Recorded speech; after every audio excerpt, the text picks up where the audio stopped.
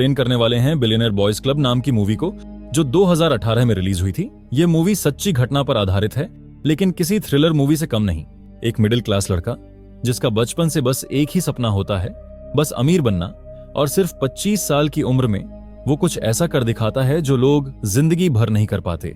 लेकिन जब हकीकत सामने आई तो उसकी ये सपनों की दुनिया पल भर में ढह गई।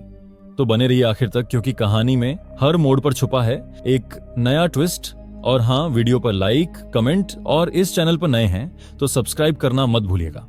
तो कहानी की शुरुआत होती है डीन नाम के एक लड़के से, जो एक कार सेलर हैं। वो अपने एक क्लाइंट को कार बेचने के लिए आता है।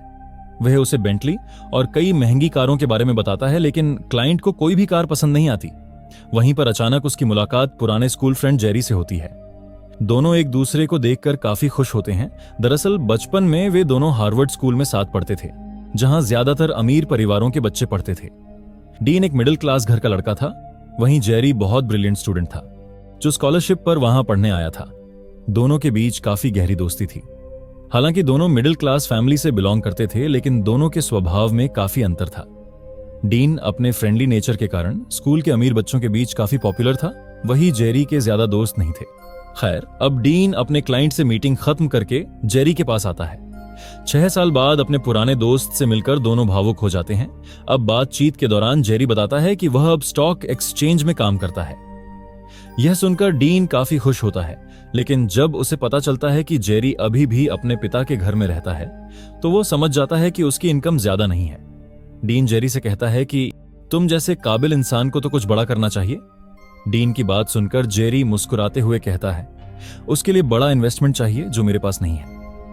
तभी डीन के दिमाग में एक आइडिया आता है। वह कहता है, मेरे पास इन्वेस्टर्स हैं, तुम बस अपना दिमाग लगाकर बिजनेस आइडिया खोजो, हम दोनों मिलकर कुछ बड़ा कर सकते हैं। इसके बाद डीन जेरी को रात में एक क्लब आने के लिए कहता है, जहां उनके पुराने दोस्त चार्ली का बर्थडे पार्टी था।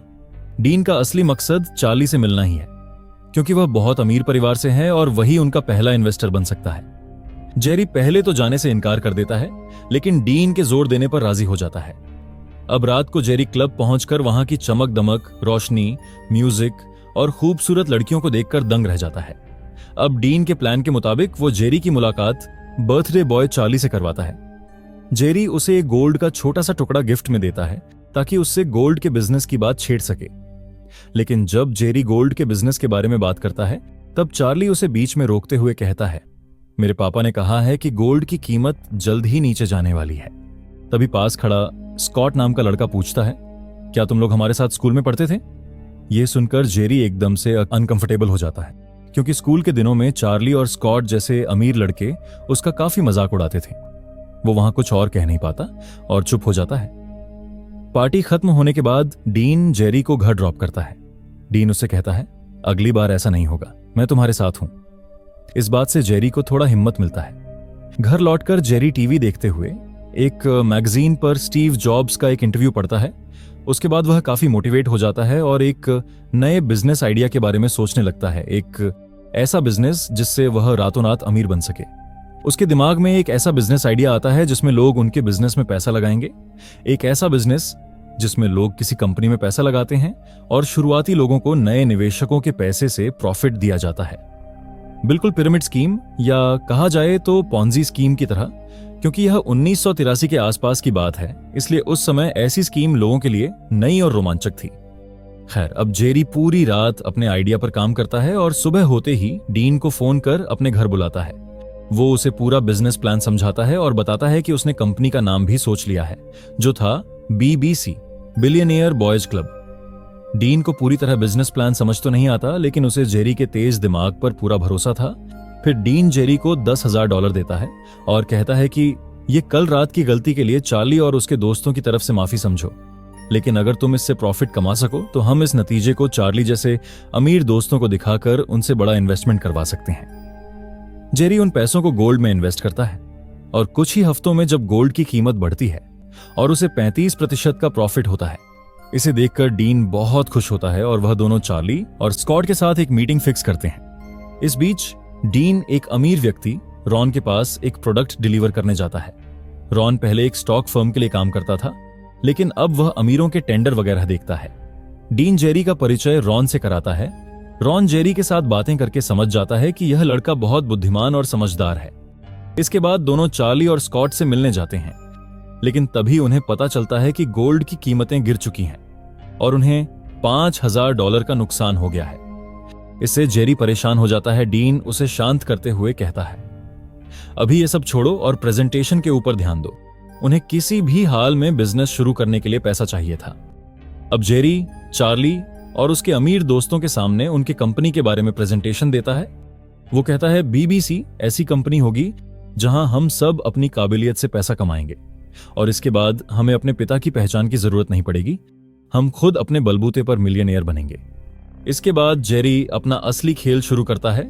वो वहां पर मौजूद चार्ली के एक अमीर दोस्त कायल को $5,000 का चेक देता है और बताता है कि तुम लोगों ने जो $10,000 दिए थे उससे मैंने सिर्फ 3 हफ्तों में $5,000 का प्रॉफिट कमाया। यह देखकर सब दंग रह जाते हैं और उन्हें यकीन हो जाता है कि जेरी सच में एक जीनियस है। वह लोग जेरी के बिजनेस आइडिया पर इन्वेस्ट करने के लिए तैयार हो जाते हैं और जेरी को रात के खाने पर क्लब में बुलाते हैं। वहां चार्ली सबके सामने जेरी का परिचय नेक्स्ट बिलियनियर के रूप में कराता है। वहां पर जेरी और डीन और भी कई बिजनेस आइडिया शेयर करते हैं जिनसे सब काफी इंप्रेस हो जाते हैं। इसी बीच काइल और स्कॉट जेरी को $80,000 का चेक देते हैं, जिसे देख जेरी बेहद एक्साइटेड हो जाता है। अब यही से बीबीसी की शुरुआत होती है। अब वो लोग स्कॉट के सोर्सेज का इस्तेमाल कर जर्मनी से नई गाड़ियां मंगवाते हैं, क्योंकि उन्हें पता था कि अमेरिका में लग्जरी कार्स का मार्केट तेजी से ग्रो कर रहा है। इसलिए वो लोग $10,000 में जर्मनी से गाड़ियां मंगवाकर वहां अमेरिका में कम से कम $60,000 में बेचते हैं। अब उन गाड़ियों में से एक गाड़ी लेकर जेरी रॉन के घर पहुंचता है और उनसे कहता है, बीबीसी बहुत ही तेजी से ग्रो कर रहा है और मैं चाहता हूं कि आप इसमें इन्वेस्ट करें। रॉन कहता है, मैं किसी के बिजनेस देखकर इन्वेस्ट नहीं करता, बल्कि मैं इन्वेस्ट करता हूं बिजनेस आइडिया पर और मैं कभी छोटे मोटे इन्वेस्टमेंट नहीं करता।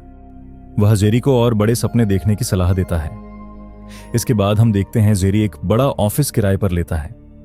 अब धीरे धीरे बीबीसी और भी बड़ा हो रहा था, क्योंकि चार्ली, स्कॉट और काइल भी उनके साथ काम कर रहे हैं।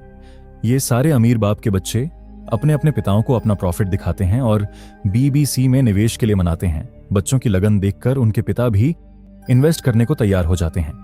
इसके बाद रॉन भी बीबीसी में इन्वेस्ट करने के लिए तैयार हो जाता है, लेकिन वह सीधे नहीं बल्कि एक ब्रोकर के जरिए इन्वेस्ट करता है और प्रॉफिट होने पर बराबर बांटने की बात कहता है। रॉन उनके कंपनी में $4 मिलियन इन्वेस्ट करता है। यह देख जेरी और डीन चौंक जाते हैं, हालांकि उन्हें ये पैसे रॉन की परमिशन से ही यूज करना होगा। खैर, अब ये लोग एक साथ काम करना शुरू कर देते हैं और कुछ ही महीनों में उनकी कंपनी की नेटवर्थ दुगनी हो जाती है, जिसे देखने के बाद सारे लोग बहुत ही ज्यादा खुश हैं। तब रॉन सबको शांत रहने के लिए कहता है और वो कहता है कि यह सिर्फ शुरुआत है, हमें आगे और ऊंचाइयों को छूना है, इसलिए अपना फोकस बनाए रखो। इसके बाद जेरी स्कॉट के पिता को प्रॉफिट का चेक देने जाता है। यह देखकर स्कॉट के पिता काफी खुश होते हैं। वो और $1,60,000 इन्वेस्ट करता है जो उसने अपने बच्चों के लिए रखा था। चेक को लेने के बाद जेरी को काफी घबराहट होती है, क्योंकि ये पैसे किसी की जिंदगी भर की कमाई है और अगर कुछ भी ऊपर नीचे हुआ तो उसके सारे पैसे डूब सकते हैं। जेरी वह पैसा वापस करना चाहता था, लेकिन डीन उसे समझाते हुए कहता है, अगर तुमने ऐसा किया तब सबको लगेगा कि तुम्हें खुद अपनी कंपनी पर भरोसा नहीं है और अब तक हमने जो कुछ भी किया है सब बर्बाद हो जाएगा। इस बात को मत भूलो कि हमने सारे इन्वेस्टर्स को वादा किया है कि 3 हफ्ते में हम उन्हें 50% का प्रॉफिट देंगे। ये पैसे हमें कुछ इन्वेस्टर्स को प्रॉफिट के रूप में देना होगा, तभी हमें नए इन्वेस्टर्स मिलेंगे। इधर घर पहुंचने पर जेरी के पिता उसे समझाता है, इतनी जल्दी अमीर बनने की कोशिश मत करो, बिजनेस में ईमानदारी जरूरी है और किसी का नुकसान नहीं होना चाहिए। लेकिन जेरी अपने पिता की बात पर ज्यादा ध्यान नहीं देता।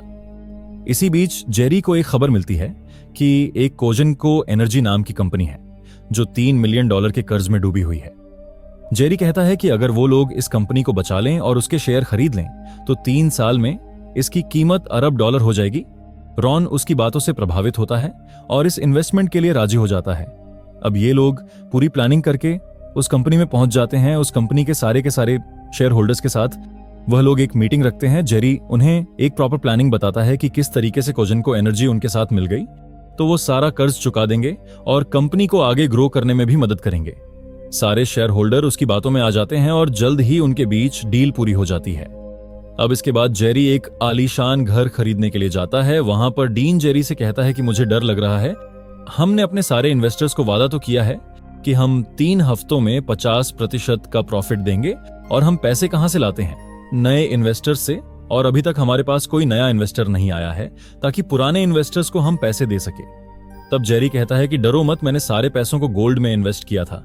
इस बार गोल्ड के प्राइस थोड़े ऊपर गए हैं तो कुछ पैसे वहां से आ जाएंगे, और कुछ ही दिनों में कोजेनको एनर्जी के साथ हमारी डील पक्की होने के बाद वहां से भी पैसे आ जाएंगे।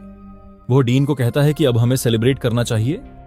इतने सारे पैसे और इतनी लग्जरी लाइफ देखने के बाद वो लोग भटक जाते हैं। अब क्रिसमस पर वह लोग सेलिब्रेट करने के लिए एक बड़े से पार्टी का इंतजाम करते हैं। पार्टी के दौरान चार्ली, स्कॉट और काइल उस महीने का प्रॉफिट मांगते हैं। तब जेरी उन्हें सरप्राइज देते हुए कंपनी के शेयर होल्डर बना देता है। रॉन भी बीबीसी की कामयाबी को सेलिब्रेट करते हुए जेरी और डीन को महंगी रोलेक्स की घड़ी गिफ्ट करता है। सब कुछ बहुत अच्छा चल रहा था। फिर एक दिन अचानक सब कुछ बदल जाता है जब जेरी कोजेनको एनर्जी की डील फाइनल करने के लिए रॉन के ब्रोकर को फोन करता है और कहता है रॉन के वो $4 मिलियन का चेक भेज दो। तब वो ब्रोकर हैरान होकर कहता है, क्या यह भी तुम्हारी किसी कहानी का हिस्सा है?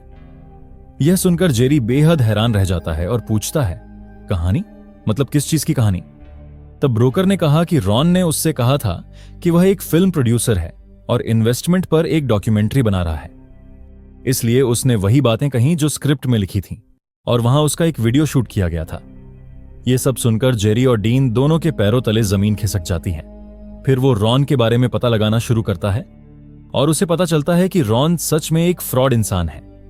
सारे बैंक वाले उसके पीछे लगे हुए हैं क्योंकि उसने नकली चेक्स के साथ साथ कई लोन्स भी लिए हैं, और उसने बीबीसी के शेयर के बदले भी बैंक से $1.5 मिलियन लोन लिया है। अब जेरी को एहसास होता है अब वो बर्बाद हो चुका है और अब वो किसी कंपनी के साथ डील भी नहीं कर पाएगा। रॉन ने उसे जो घड़ी दी थी वो भी नकली है। अब वो डीन, चार्ली और काइल को बुलाकर सारी बात बताता है। सारी बातें सुनने के बाद वह लोग डिस्कशन करते हैं कि अब वो लोग रॉन से कैसे बदला ले और उससे पैसे कैसे निकाले। फिर शाम को जेरी टिम नाम के एक आदमी को लेकर के रॉन के घर पहुंचता है। रॉन दरवाजा खोलकर उसका स्वागत करता है। तभी टिम मास्क पहने रॉन पर हमला करता है और बंदूक की नोक पर उसे पकड़ लेता है। जब जेरी उससे चेक के बारे में पूछता है तो वह बताता है कि वह ऊपर रखे हैं। जेरी ऊपर जाता है और $7 मिलियन का एक चेक लिखता है जो असल में रॉन के कारण उनका घाटा हुआ था। फिर जेरी चेक पर रॉन का साइन ले लेता है। तभी टीम अपना मास्क उतार देता है। रॉन टीम को देखकर हंसते हुए उसका मजाक उड़ाता है क्योंकि टिम एक काला आदमी है। वो कहता है कि तुम गुलाम ही ठीक थे। इस बात से टिम भड़क जाता है और सीधे उसे गोली मार देता है। अब यह देखकर जेरी की हालत खराब हो जाती है और वह सीधे डीन के पास पहुंचता है। वो सब कुछ डीन को बताता है। तब डीन कहता है कि उसने बिल्कुल सही किया, रॉन जैसे ठग के साथ ऐसा ही होना चाहिए। फिर वे तय करते हैं कि इस बात को किसी को नहीं बताएंगे और रॉन की लाश गायब कर देंगे। टिम रॉन की लाश को शहर के किनारे जंगल में ले जाकर जला देता है। अब बीबीसी कंपनी पर इन्वेस्टर्स का दबाव बढ़ने लगता है। लोग अपने पैसे वापस मांग रहे थे। ऑफिस का किराया भी ड्यू था और जिस चेक से वे नुकसान की भरपाई करना चाहते थे वह बैंक से लौट आता है क्योंकि इतनी बड़ी रकम की चेक बिना रॉन की कॉन्फर्मेशन के कैश नहीं हो सकता। डीन कहता है कि अगर किसी इन्वेस्टर ने हमारी शिकायत कर दी तो जांच में रॉन का नाम सामने आ सकता है और तब रॉन के कत्ल का इल्जाम जेरी पे लगेगा। यह सुनकर जेरी पूरी तरह टूट जाता है। उसे अब बस एक ही रास्ता दिखाई देता है, अपने पुराने स्कूल के दोस्त इजी से कांटेक्ट करना, क्योंकि इजी ने पहले कहा था कि उसका पिता चाहें तो बीबीसी में बड़ा इन्वेस्टमेंट कर सकते हैं। अब जेरी और डीन सीधे इजी के घर जाते हैं, लेकिन उन्हें पता चलता है इजी के पिता ईरान से फरार एक अपराधी है जो अमेरिका में नाम बदल कर रह रहा है। इजी कहता है कि अगर वे उसके पिता को सुरक्षित लॉस एंजलिस पहुंचा दें तो वह बीबीसी में कम से कम $1 मिलियन इन्वेस्ट करेगा। अब वो लोग एक बड़े से बॉक्स में इजी के पिता को छिपाकर ले जाने का प्लान बनाते हैं, लेकिन इजी के पिता उनका प्लान सुनकर भड़क जाता है और एक दूसरे कमरे में चला जाता है। थोड़ी देर बाद कमरे से कुछ गिरने की आवाज आती है। आवाज सुनकर सब लोग उस रूम पर जाते हैं और देखते हैं कि इजी के पिता बेहोश पड़े हैं। मौके का फायदा उठाकर वह लोग उसे उस बॉक्स में डाल देते हैं और जेरी के घर ले आते हैं। उधर बीबीसी में दरार पड़ने लगती है। स्कॉट और काइल कहते हैं कि वे अब बीबीसी में नहीं रह सकते। चार्ली उन्हें बहुत समझाता है लेकिन वह लोग उसकी बात नहीं मानते और बीबीसी को छोड़कर चले जाते हैं। इधर रात में डीन जेरी के घर इजी के पिता की रखवाली कर रहा था। नींद भगाने के लिए वह पाइप पीने लगता है। तभी इजी के पिता उठ जाता है और डीन से झगड़ा करने लगता है। आवाज सुनकर जेरी भी वहां पहुंचता है और उनके बीच हाथापाई शुरू हो जाती है। जब इजी के पिता पुलिस को फोन करने की कोशिश करता है तब डीन बेल्ट से उसका गला घोंट देता है। अब इसके बाद दोनों डर जाते हैं और जेरी कहता है कि हमें पुलिस को सब सच बता देना चाहिए कि यह आत्मरक्षा में हुआ। लेकिन डीन कहता है कि ऐसा किया तो हम फंस जाएंगे, और पकड़े जाने के डर से वो दोनों फिर वही बॉक्स इस्तेमाल करते हैं और लाश को जंगल में फेंक आते हैं। वो तय करते हैं कि इजी को इस बारे में नहीं बताएंगे क्योंकि अगले दिन वही उन्हें $1 मिलियन देने वाला है। अब अगले दिन जेरी और इजी को एक बैंक में देखते हैं। इजी के पिता वहां पर $5 मिलियन के हीरे एक लॉकर में रखा था। इजी उन्हें बेचकर $1 मिलियन बीबीसी में निवेश करने वाला था। लेकिन ठीक उसी वक्त वहां पुलिस आ जाती है और रॉन और इजी के पिता के कत्ल के जुर्म में जेरी को गिरफ्तार कर लेते हैं। आपको लग रहा होगा कि दोनों कत्ल के बारे में पुलिस को आखिर पता कैसे चला। दरअसल डीन को पता चल चुका था कि एक न एक दिन वह लोग जरूर पकड़े जाएंगे, इसलिए वो खुद पुलिस को यह सब बता देता है और गवाही में पूरी कहानी को इस तरह पेश करता है कि दोनों कत्ल का इल्जाम जेरी पर आ जाए। वह यह भी कहता है कि उसने जेरी को बार बार रोका था, लेकिन जेरी उसकी एक नहीं सुनी।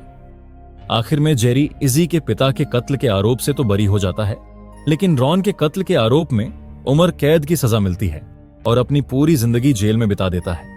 असल में इस कहानी से हमें एक बड़ा सबक मिलता है कि तेजी से अमीर बनने की चाह में अक्सर बहुत से लोग बिना सोचे समझे इन्वेस्टमेंट या बिजनेस शुरू कर देते हैं। शुरुआत में सब सही लगता है, लेकिन सिर्फ एक गलत फैसला जिंदगी बर्बाद कर सकती है। इसलिए चाहे आप किसी स्कीम में इन्वेस्ट करें या किसी और के बिजनेस में पैसा लगाएं, सावधानी और समझदारी हमेशा जरूरी है। और इसी के साथ हमारी आज की कहानी यहीं पर समाप्त होती है। जुड़े